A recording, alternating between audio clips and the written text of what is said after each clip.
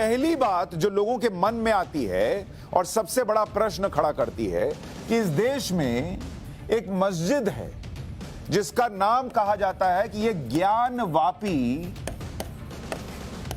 मस्जिद है।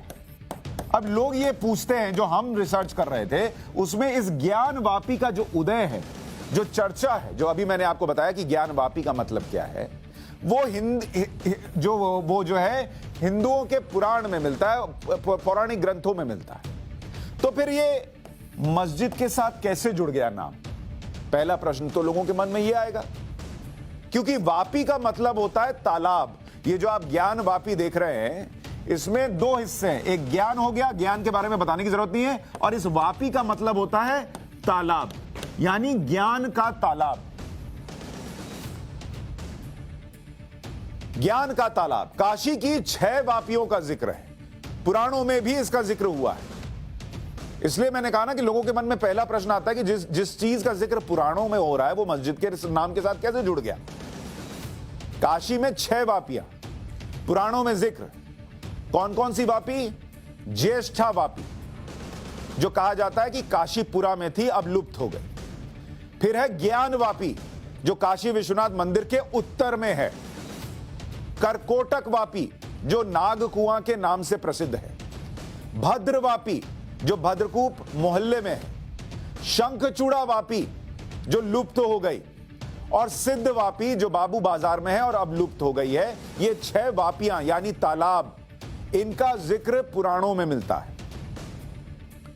इन्हीं में से एक है ज्ञानवापी। ज्ञानवापी का जिक्र पुराणों में कैसे है, जरा इसको सुनिए। 18 पुराणों में एक लिंग पुराण में कहा गया है कि देवस्य दक्षिणी भागे वापी तिष्ठति शोभना तस्यास्त बोधकम पित्वा पुनर्जन्म ना विद्यते। ये उसके शब्द बता रहा हूं जो पुराण में लिखा है। इसका मतलब है कि प्राचीन विश्वेश्वर मंदिर के दक्षिण भाग में जो वापी यानी तालाब है, उसका पानी पीने से मुक्ति मिलती है, यानी हिंदुओं से जुड़ी हुई बात है। फिर मस्जिद से नाम कैसे जुड़ गया?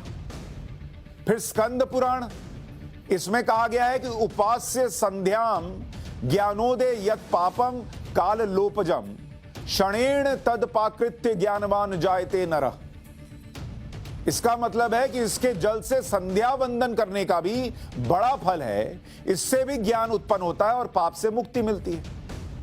यह भी पुराण में है, यह भी हिंदुओं से जुड़ा हुआ है, तो मस्जिद के साथ नाम कैसे जुड़ गया? प्रश्न लोगों के मन में आएगा। फिर है स्कंद पुराण, उसमें कहा गया है कि योष्ट मूर्तिर महादेव पुराणे परिपठ्यते तस्याशाम मुमयी मूर्तिर ज्ञानदा ज्ञानवापिका, यानी ज्ञानवापी का जल भगवान शिव का ही स्वरूप है। एक और पुराण जो पता नहीं कितने सदियों पहले लिखे गए, उसमें भी भगवान शिव का स्वरूप बताया गया ज्ञानवापी को।